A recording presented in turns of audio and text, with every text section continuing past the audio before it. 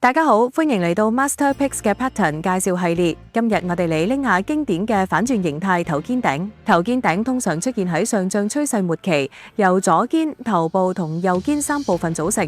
先係上漲回落，形成第一高點為左肩，然後衝上新高，形成頭部再回落，再繼續重複左肩動作，形成右肩頸線，則係連接兩肩低點嘅直線。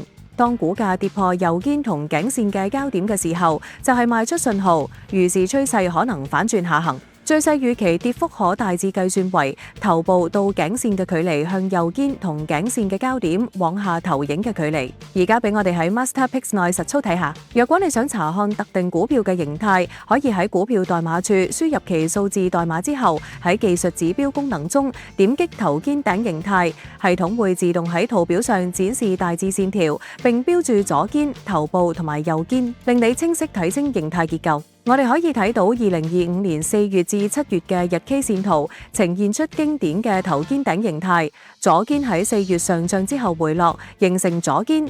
5月再次衝高，並喺6月達到新高618.5港紙之後回落。7月小幅反彈之後再次回落，並開啟一路陰跌嘅下行趨勢。然後我哋喺圖表中畫出頭部到頸線嘅距離，並計算出最細預期跌幅之後，會發現佢嘅價格喺10月大概跌至理論下行空間嘅底部之後，便開始咗高動量反彈。此外，頭肩頂形態仲能夠作為選股指標喺我哋嘅 Pattern Scanning 中出現。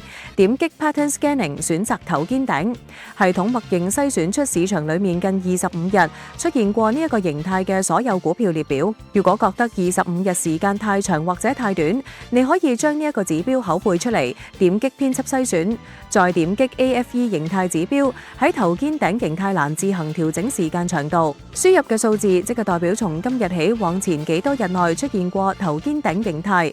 完成之後點擊查看篩選結果，即可展示你自己定製嘅頭肩頂選股策略嘅篩選結果。因此無論係研究分析單股圖表，定係喺全市場篩選股票， Master Picks 都能夠幫你精準捕捉市場趨勢。快嚟體驗 Master Picks 嘅技術指標同 Pattern Scanning 功能，鎖定我哋嘅頻道，我哋會盡快更新下期 Pattern 介紹，敬請關注。大師精選，穩賺高點。